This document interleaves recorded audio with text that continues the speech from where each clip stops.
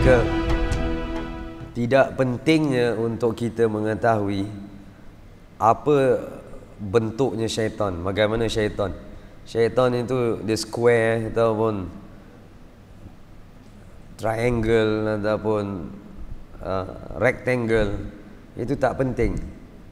Yang kita tahu, syaitan dia masuk ke dalam badan kita melalui saluran darah.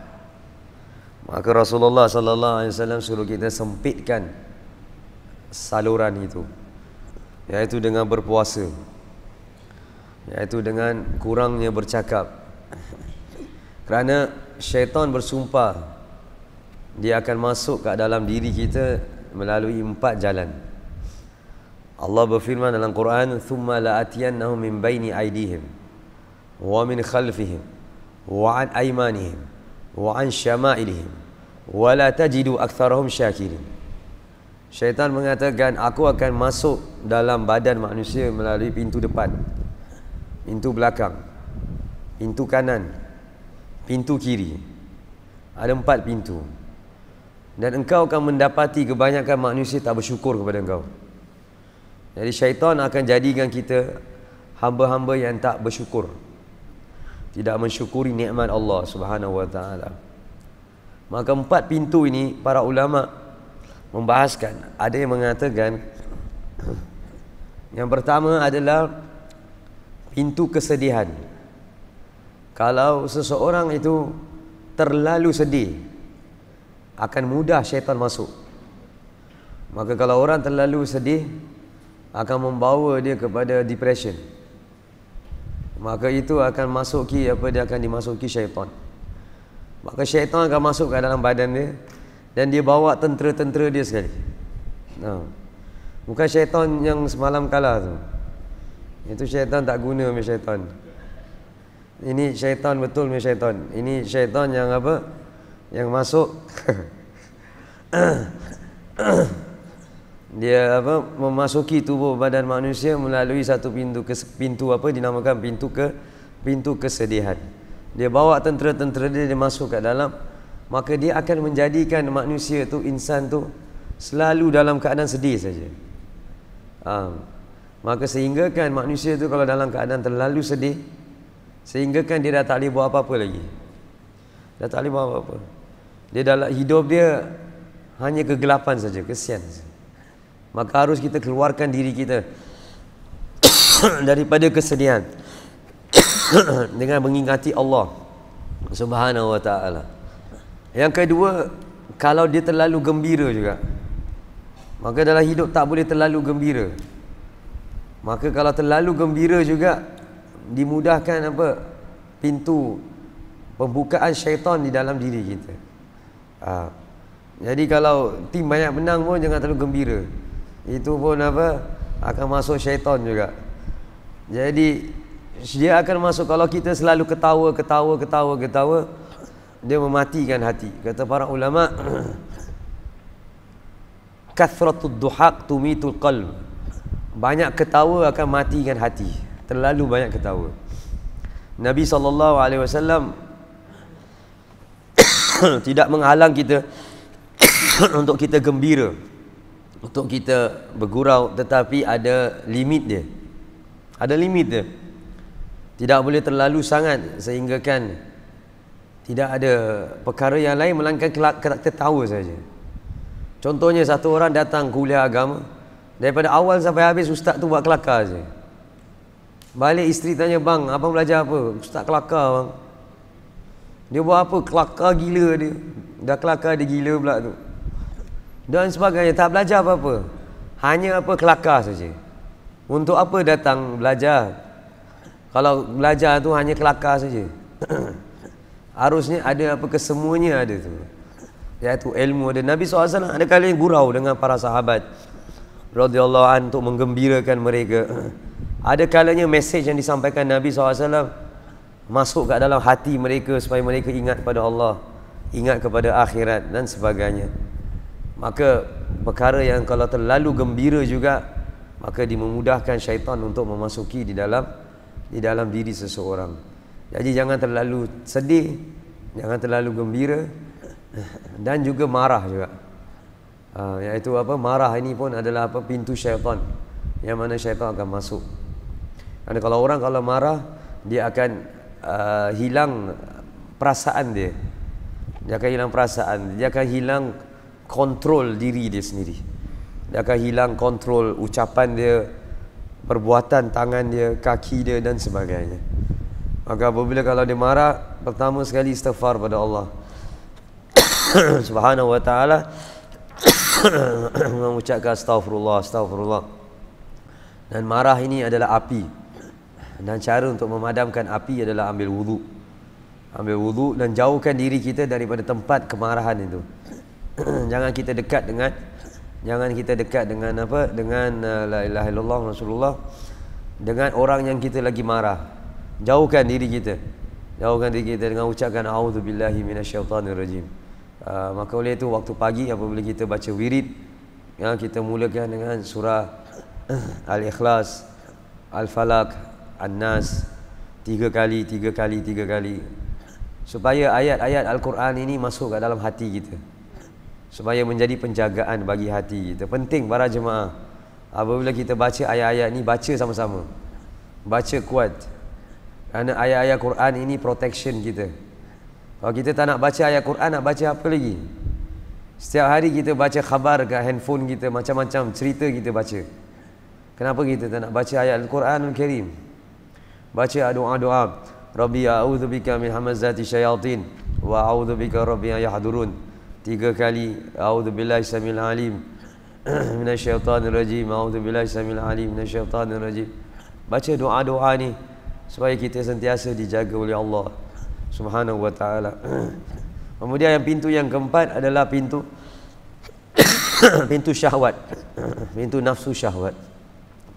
Ini adalah pintu yang mudah, yang mana syaitan akan masuk dan akan menggoda manusia melalui saluran darah. Maka syaitan dia akan melihat mana jalan yang mana dia dapat dominan, dia dapat mengatasi kita, dia akan masuk. Sama ada terlalu lagi sedih sampai dia bawa kita sampai kepada depression, ataupun terlalu gembira sehinggakan kita akan lupa akhirat, ataupun terlalu marah sehinggakan kita akan hilang kontrol diri kita, ataupun memasuki pintu syahwat sehinggakan seseorang itu dia akan melakukan perkara yang diharamkan oleh Allah Subhanahu wa ta'ala. Maka waktu pagi, waktu petang, ada kita dinamakan iaitu adkar sabah ataupun adkar masa, iaitu waktu zikir waktu subuh dan zikir waktu petang. Zikir waktu subuh ini, waktu pagi, bermula daripada midnight. Daripada midnight kita dah boleh membaca zikir-zikir waktu pagi. Kalau zikir waktu petang bermula daripada selepas zuhur. Jadi kalau ada zikir-zikir yang kita baca waktu pagi, bacalah, dan waktu petang bacalah, untuk menjaga kita sepanjang masa daripada perkara-perkara yang diharamkan oleh Allah Subhanahu wa ta'ala. Kemudian disebutkan di sini, wama minkum min ahadin walahu syaitan. Tidaklah daripada kamu melainkan baginya ada syaitan. Wa anta ya Rasulullah, adakah engkau juga ya Rasulullah? Maka Nabi SAW mengatakan, ya, saya pun, tetapi illa annallah ta'ala a'anani alaihi fa aslam. Melainkan Allah Subhanahu wa ta'ala membantuku melawan syaitan itu, dan syaitan itu memasuki agama Islam. Maka syaitan yang hanya masuk Islam adalah syaitan yang menggoda Nabi Muhammad sallallahu alaihi wasallam. Lihat bagaimana syaitan sendiri yang dilaknat oleh Allah Azza wa Jal mendapat rahmah disebabkan Nabi Muhammad sallallahu alaihi wasallam. Tidak ada syaitan yang lain masuk Islam melainkan syaitan yang menggoda Nabi Muhammad sallallahu alaihi wa alihi wasallam.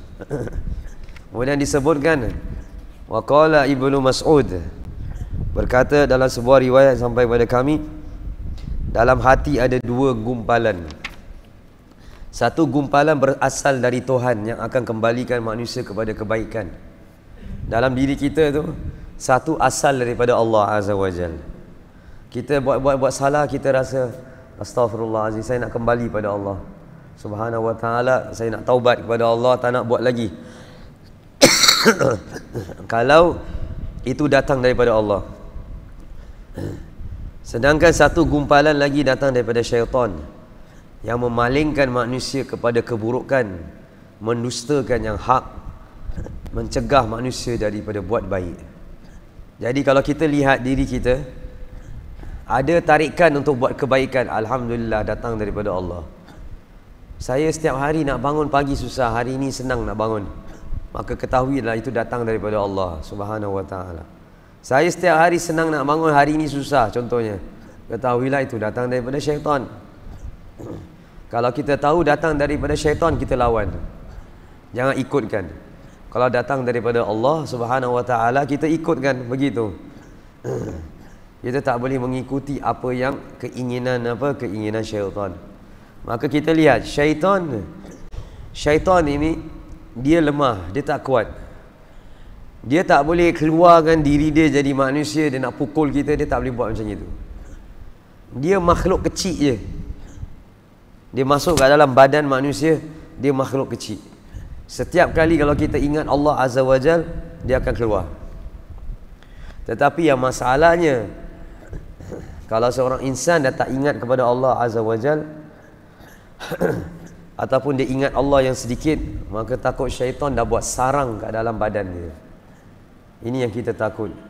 Dia dah bawa anak dia, keluarga dia, semuanya kat dalam diri. Maka akhirnya tabiatnya, akhlaknya, diri dia, semuanya dah jadi seperti syaitan. Nauzubillah min zalik. Maka ada manusia yang bergerak di atas bumi Allah, wajah je wajah manusia, tetapi batin mereka adalah syaitan. Nauzubillah min zalik. Ucapannya syaitan, matanya syaitan, perjalanannya syaitan, semuanya syaitan. Nauzubillah min zalik. Mudah-mudahan Allah pelihara kita. Allah pelihara kita daripada perkara-perkara yang akan menyebabkan kita jauh daripada Allah Subhanahu wa ta'ala. Dalam sebuah riwayat yang sampai kepada kita daripada Hasan, disebutkan bahawasanya ada dua kecemasan yang muncul dan menguasai hati. Innama huma hamman yajulan fil qalb. Dua perkara ni masuk ke dalam hati manusia. Yang pertama adalah yang datang daripada Allah, hammun minallah. Kita pernah dengar satu hari manusia dia buat dosa, buat maksiat, tiba-tiba dia dengar azan, masuk Islam, ubah jadi orang baik. Kerana itu datang daripada Allah Subhanahu wa ta'ala. Manusia tak pernah ingat pada Allah Azza wa Jalla, tiba-tiba nak ubah, nak jadi orang yang baik. Itu datang daripada Allah. Kata para ulama, kalau perkara ini berlaku pada kita, letakkan contohnya, seseorang rasa dia jauh daripada Allah, tiba-tiba dia rasakan, dia rasa datang hidayah daripada Allah. Maka apabila datang hidayah daripada Allah, apabila hidayah tu datang, cepat-cepat ambil. Cepat-cepat ambil, jangan lambat-lambatkan hidayah daripada Allah Subhanahu wa ta'ala. Kerana lambat-lambatkan hidayah daripada Allah Subhanahu wa ta'ala,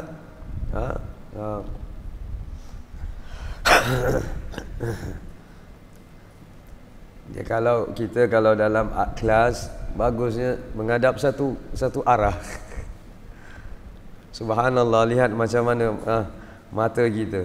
Satu orang kalau gerak aja, semua orang tengok satu orang tu. Semua orang tengok satu orang tu. Subhanallah. Padahal tidak ada apa-apa je, padahal plastik aja. Tapi hampir semua orang tengok apa yang terjadi dengan plastik bag tu. Yang menjadi perhatian lebih daripada ilmu. Subhanallah. Ini saya sampaikan untuk kebaikan semua orang. antara adab paling basic di dalam majlis ilmu, iaitu mata kita tidak ke kanan, tidak ke kiri. Ini adab paling basic. Kita kalau belajar dulu dekat classroom, kalau belajar kat classroom, maths teacher kita, kalau kita distracted ke apa, dia akan marah kita. Ataupun English teacher kita, dia akan bilang apa, pay attention. Letakkan classroom kita kan ada apa tu, ada tingkap. Kalau orang jalan, setiap kali orang kalau jalan, kalau nyonya ke apik ke pakcik yang tukang bersih, dia kalau setiap kali jalan kita tengok, cikgu kita bilang kau pergi join dia, bagus. Jangan belajar kat classroom. Kerana apa? Fokusnya kat dalam apa? Dalam kelas. Tapi ajaib, ini saya perhatikan kat mana-mana macam gitu. Satu orang kalau jalan, orang akan tengok orang tu. Subhanallah. Ajaib. Nampak bagaimana syaitan palingkan kita ke situ. Ini untuk kebaikan kita. Ini adalah disiplin adab kita, tata tertib kita dalam majlis ilmu. Kerana kalau kita duduk dalam majlis ilmu, kita jaga tata tertib adab kita, kita dapat barakah yang besar daripada Allah Subhanahu wa ta'ala. Kerana majlis-majlis seperti ini dihadiri ribuan para malaikat Allah Subhanahu wa ta'ala. Jadi oleh itu fokus. Kerana seperti contohnya khutbah Jumaat, kalau apabila imam ataupun khatib dah mulakan khutbah, tidak boleh semayang hatta tahiyatul masjid pun. Hatta tahiyatul masjid. Apabila mereka masuk, kalau nak sembahyang tahiyatul masjid, sembahyang 2 rakaat sembahyang tahiyatul masjid yang paling ringkas, suratul Fatihah saja. Rukuk, i'tidal, sujud baca tasbih sekali saja. Tidak baca 2 kali 3 kali. Kerana apa? Fokusnya mendengar kepada khatib yang memberikan apa? Memberikan khutbah. Sehingga kan para ulama membahaskan, apabila khatib memberikan khutbah, adakah kita menghadap kiblat atau menghadap kepada khatib? Ada ulama mengatakan sunat menghadap kepada khatib. Disunatkan, hatta kita duduk dekat situ pun kita palingkan, kita pusingkan badan kita hadap pada khatib. Begitu sekali. Kerana fokus kita untuk mendengar ilmu. Kerana 1 minggu 1 kali kita dengar apa, khutbah Jumaat, terutama sekali khutbah Jumaat, yang paling penting adalah ayat Al-Quran yang disampaikan. Itu yang paling besar sekali. Kalaulah sesiapa tanya kita, apa yang awak belajar daripada khutbah Jumaat, kita ingat ayat Al-Quran yang disampaikan. Itulah pelajaran yang paling besar. Begitu juga dalam majlis ilmu juga. Majlis ilmu pun begitu juga. Jadi apabila kalau ada bergerak apa dan sebagainya, kita fokus. Kita tidak apa ke kanan dan ke kiri. Dan adab yang besar adalah apabila dalam majlis ilmu pun tidak ada orang yang bergerak ke depan atau ke belakang atau ke kanan atau ke kiri. Supaya apa? Supaya orang-orang lain tidak distracted dengan pergerakan kita. Begitu cara yang diajarkan oleh Nabi Muhammad sallallahu alaihi wasallam. Maka Rasulullah SAW mengajarkan para sahabat, kalau para sahabat dalam majlis ilmu mereka tidak bergerak, maka mereka akan keluar daripada tempat itu mendapatkan kebaikan yang sangat besar daripada Allah Subhanahu wa ta'ala. Kita kalau pergi tengok bola, nampak ada orang tengok orang lain tak? Kalau letakkan dekat stadium itu, ada orang nak pergi toilet ke, nak beli popcorn ke, nak beli apa, satu orang turun tangga, naik tangga, adakah kita nak pergi tengok dia ke nak tengok padang bola? Letakkan kalau Man U nak ambil free kick, kita nak tengok dia ambil free kick ke kita nak tengok dia turun tangga? Nak tengok orang lain turun tangga pergi kat grandstand? Ataupun kita nak tengok coach? Tidak ada orang nak tengok coach pun. Tak ada orang nak tengok spectator pun. Semua orang 90 minit akan lihat di padang bola saja. 90 minit mata mereka akan lihat di padang bola. Bukan padang bola, akan tengok bola je. Tengok padang bola buat apa? Tengok bola mana pergi, semua dia tengok. Dia tidak akan distracted dengan sebelah kanan dan sebelah kiri. Tetapi kita lihat kita bagaimana. Sembayang kita 5 minit, macam mana distracted kita. 5 minit aja. Hati kita betapa distracted. Apabila kita belajar ilmu agama, betapa kita distracted. Semuanya kita distracted, subhanallah. Kerana apa? Hati kita ni kurang ingat pada Allah. kurang fokus kita kepada Allah Subhanahu wa taala. Minta maaf, ini saya sampaikan untuk apa? Untuk kebaikan. Ini nasihat untuk apa? Untuk semua orang supaya kita belajar, para jemaah. Kita belajar agama, kita nak progress. Kita tak nak belajar agama kita sama saja. Tak tahu mana yang benar, mana yang salah dan sebagainya. Itu sangat-sangat penting. Kita tak nak belajar agama, kita datang dengar balik tak bawa apa-apa. Tidak. Harus kita belajar sesuatu yang mana kita bawa pulang, sesuatu yang valuable, yang mana kita boleh sampaikan kepada anak kita dan juga untuk diri kita. Nah, baik, kita teruskan. Dalam sebuah riwayat yang mengatakan ada dua perkara yang muncul dan menguasai hati. Yang ini satu perkara yang datang daripada Allah, yang dua datang daripada syaitan. Allah mengasihi orang yang selalu merasa cemas kepadanya. Cemas kat sini iaitu keinginan dia hanya kepada Allah Azza wa Jalla. Ketika keinginannya tersebut datang daripada Allah, maka dia segera memenuhi perintah Allah. Sedangkan jika dia berasal daripada syaitan, dia akan memeranginya. Kalau itu benda datang daripada syaitan, perang. Jangan ikutkan. Orang yang perang syaitan dimuliakan Allah Subhanahu wa taala. Jadi oleh itu kita harus perang syaitan ini. Yang tadi kita sebutkan, syaitan sama ada dia buat kita terlalu marah, ataupun syaitan dia menghasut kita melalui nafsu syahwat, ataupun dia hasut kita untuk jadikan kita terlalu sedih, ataupun dia hasut kita untuk jadikan kita terlalu gembira, sehingga kan kita lupa kepada Allah. Jadi tujuan syaitan satu, dia nak lupakan kita daripada mengingati Allah Subhanahu wa taala. Dan tujuan kita satu, iaitu mengingati Allah. Apabila kita lupa kepada Allah, maka datang kembali ingatan kita kepada Allah Subhanahu wa taala. Maka oleh itu setiap pagi jangan tinggalkan zikir la ilaha illallah wahdahu la syarikalah lahul mulku wa lahul hamdu yuhyi wa yumiit wa huwa ala kulli syai'in qadir 100 kali. Itu akan jaga kita daripada godaan syaitan. La ilaha illallah wahdahu la syarikalah lahul mulku wa lahul hamdu yuhyi wa yumiit wa huwa ala kulli syai'in qadir. Nabi SAW bersabda, siapa membaca itu akan mendapat 100 kebaikan. Dan hari itu dia akan dijaga, dilindungi Allah daripada godaan syaitan sampai waktu petang. Sampai waktu petang. Sampai waktu petang, sampai asar. Lepas tu baca lepas asar, supaya dilindungi Allah daripada godaan syaitan sampai waktu pagi. Apa akan jadi pada kita kalau kita dijauhi daripada godaan syaitan? Badan kita akan rasa ringan nak ibadah pada Allah.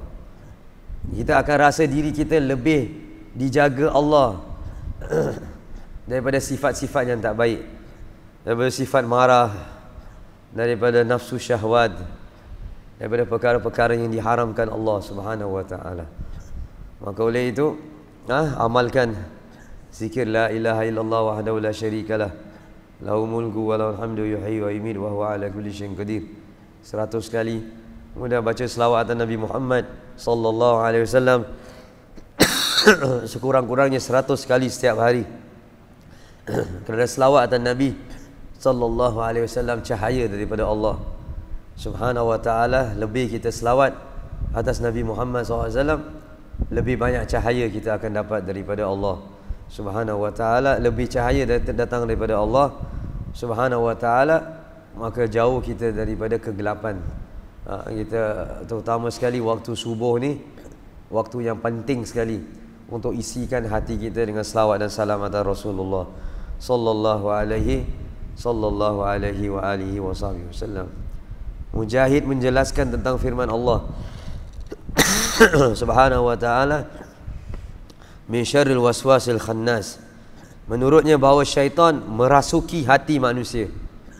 Jika manusia zikir kepada Allah, maka syaitan tersebut akan sembunyi dan menahan diri. Sebaliknya, jikalau dia lalai, syaitan akan kembali menguasai dan merasuki hati dia. Ini dia syaitan. Dia akan rasuk hati manusia. Dia akan beritahu kepada kita, jangan hadir majlis ilmu, malas-malas hadir. jauhi majlis-majlis selawat atas Nabi SAW, jauhi majlis-majlis zikir kepada Allah Subhanahu wa ta'ala. Begitu keadaan syaitan. Dulu pernah seorang wali min awliyaillah Subhanahu wa ta'ala, Allah Subhanahu wa ta'ala buka hijab dia. Dia dilihatkan Allah syaitan. Dia nampak syaitan, makhluk-makhluk kecil. Makhluk-makhluk kecil masuk ke dalam masjid. Kemudian apa syaitan ni buat? Dia masuk ke dalam masjid, dia limpah pasir dekat atas kepala orang-orang, dekat atas kepala setiap orang, untuk merasakan ataupun membuat orang tu rasa ngantuk. Maka orang tu akan rasa ngantuk. Apabila kat masjid, terutama sekali kalau majlis ilmu dan sebagainya, dia akan rasa ngantuk. Kemudian dia pergi ke pasar, dia nampak syaitan kecil-kecil ni. Orang-orang yang kat pasar, syaitan suap setiap orang dengan madu, supaya dia kalau masuk pasar, mall ataupun NTUC baik, Sheng Siong baik, apa baik, Giant baik, orang akan masuk dengan segar, tak ada rasa ngantuk. Pernah nampak ada makcik-makcik tidur kat Giant, kat Sheng Siong, tapi pernah nampak orang tidur kat masjid? Jadi apa, maka oleh itu biasanya kalau masuk mall, masuk wayang apa dan sebagainya, mereka akan merasa apa? Merasa segar, kerana disuap oleh apa? Oleh syaitan apa? Madu. La ilaha illallah Rasulullah. Jadi apabila orang kalau jalan-jalan 1 jam, 2 jam, 3 jam dekat mall, mereka tak akan rasa ngantuk. Tapi kalau kat masjid, ya ilaha illallah Rasulullah, ini kuliah bila nak habis? Aku dah mengantuk. Tak apa, sekejap lagi. Saya pun stamina pun dah tak ada juga ni. Sekejap lagi kita apa? Kita pun selesaikan lah, insya-Allah. Biar apa, ringkas, padat. Mudah-mudahan Allah apa pelihara kita daripada godaan syaitan. Tetapi seorang mukmin, orang muslim harus semangat perang syaitan. Tidaklah Allah jadikan kepada kita musuh yang nyata, yang jelas, yang mana kita mesti ambil dia sebagai musuh daripada iblis, daripada syaitan. Itu memang musuh kita. Kalau antara kita, tak ada antara satu sama lain musuh. Tetapi antara kita dengan syaitan, memang dia musuh kita. Memang Allah suruh kita perang dia. Tetapi antara kita, saudara dengan saudara, haram untuk kita bermusuh antara satu sama lain. Baik, wallahu a'lam bishawab. Kita berhenti sampai sini, insya-Allah. Syaitan pun semalam dah kalah, hari ini pun dia akan kalah. Jadi insya-Allah mudah-mudahan Allah SWT merahmati kita, mengampunkan dosa kita, Allah memberkati kita, insya-Allah. Allah jauhkan hati kita daripada godaan syaitan. Allah isikan hati kita dengan mengingati Allah, dengan berzikir kepada Allah Subhanahu wa taala. Amin ya rabbal alamin. Rabbana atina fid dunya hasanah wa fil akhirati hasanah wa qina adzabannar. Wa sallallahu ala sayyidina Muhammad wa alihi wasallam. Walhamdulillahi rabbil alamin. Ya Rabbana atarafna bi annana iktarafna annana asrafna ala laza ashrafna atub alaina tauba kulla hauba astur lana al-awrati waghfir li walidi bi wa mauludina wal ahli wal ikhwani wa sa'ir khillani wa kulli dhi mahabba aw jiratin aw suhba muslimina ajma amin rabbi fasma fadlan wa judan man la bi iktisabi minna bil mustafa rasulina za bi kulli suli صلى وسلم ربي عليه عند الحب وآله وصحبه عدادة الصحب والحمد لله في البدء والتناهي. السلام عليكم ورحمة الله وبركاته.